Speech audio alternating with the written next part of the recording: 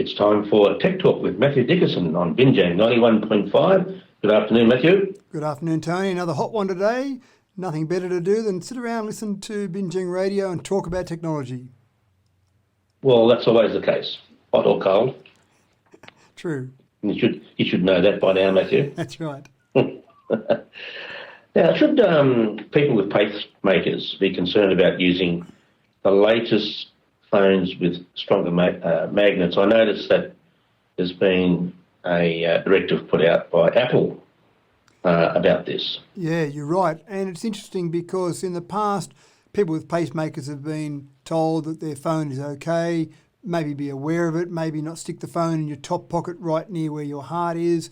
But in general, it's been seen as basically okay. But there's been some testing done with the latest iPhones, and the latest iPhones have got stronger magnets in the back of them because they've got their new feature called MagSafe. And MagSafe is designed to work with wireless charging, so you can actually have your MagSafe charger snap into the right location to do wireless charging, and it basically allows the charging to occur a little bit faster.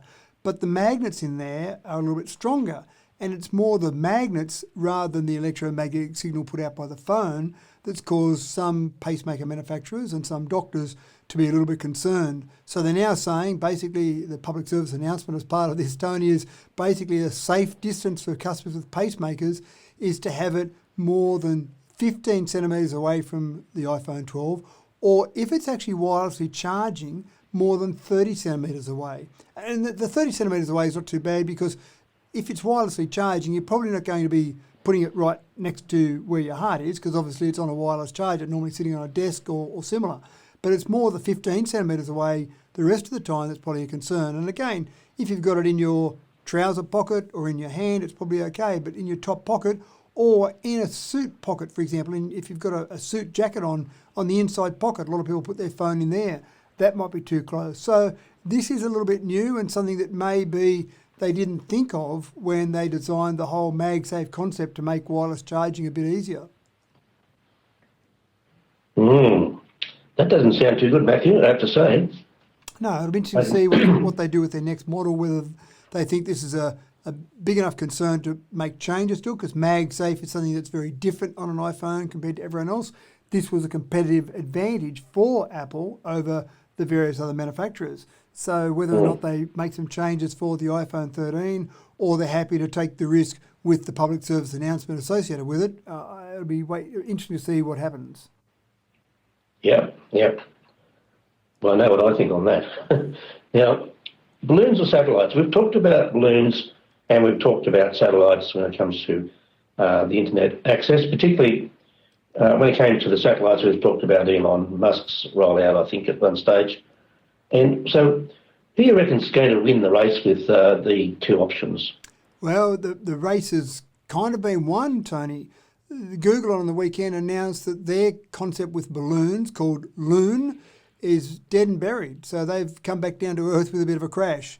They had the idea of putting a range of balloons up, and they had the system in operation. It was being tested, trialled, and they put a number of balloons up. The balloons would talk to each other.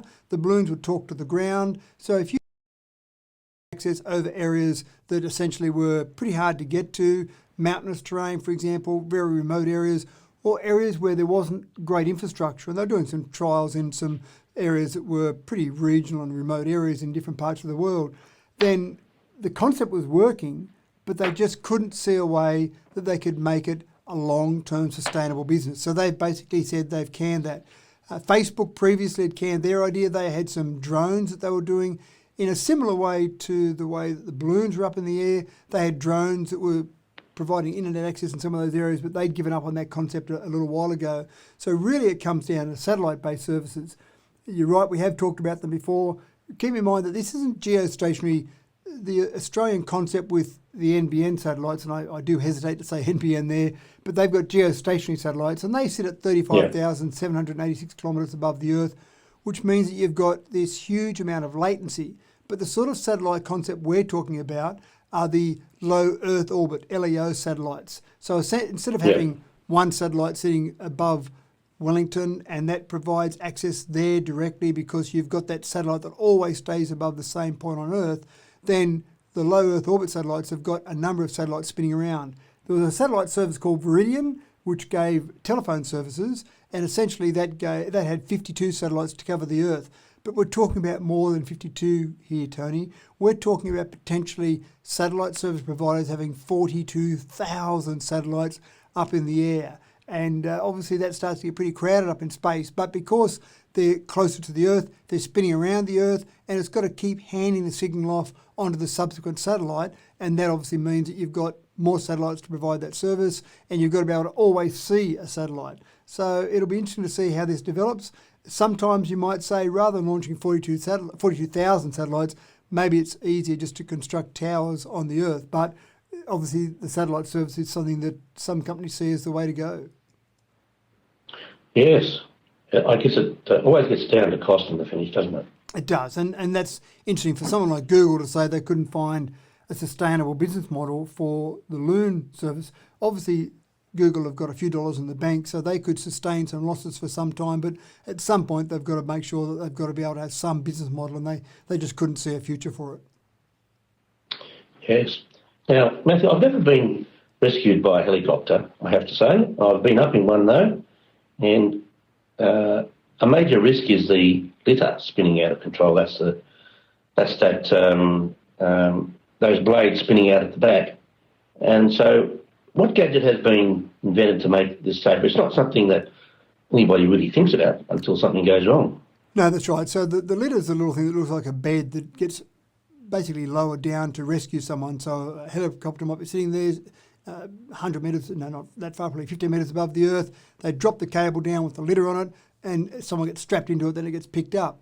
The problem is, of course, as you say, you've been up in a helicopter, the amount of turbulence that the blades of the helicopter produce is quite incredible because it's got to lift the whole helicopter up. So when you drop a litter down beneath it, that litter can start to sway, spin, get a bit out of control. And sometimes it's too hard for them to lower the litter down because of other things that might be in the road. Trees are probably the most common one. And you can imagine if that litter gets caught on a tree, it could very well bring the helicopter down, or it could have someone being lifted up and get caught on a tree and that person stuck up in the middle of the tree, or worse still, gets knocked out of that litter. So there was a young kid called Caleb Carr who was 15 when he was involved in a search and rescue training expedition. One of the people there had a heart attack. They brought a helicopter in, but they couldn't get the litter down to the person because it was actually too congested in terms of the trees. It was swaying too much, and that person ended up dying. So he thought about the problem and kept thinking about it.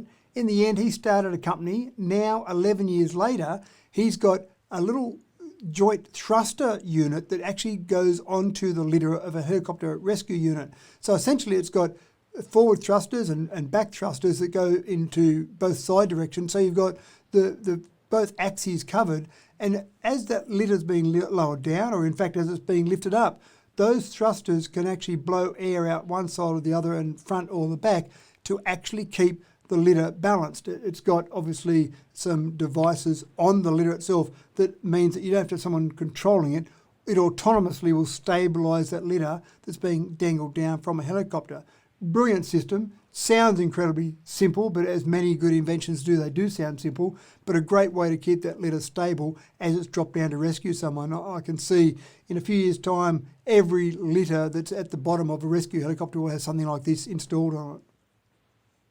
Yeah, because very often when they can't get to people because of the weather conditions, it's due to the very fact that, apart from the fact that it's dangerous to fly, they just can't control the litter, can they? That's exactly right. And the litter's got on board an accelerometer, a gyroscope, and they're obviously used to keep that litter stable. And this is where the incredible computing power we've got now, there's a whole range of inputs that will go into that computer, and then it will decide how fast to spin those fans on the end of the litter to keep it stable. So yeah, quite a clever little invention, made possible by a bit of ingenuity and some modern technology. Yeah, fantastic. Yeah. You're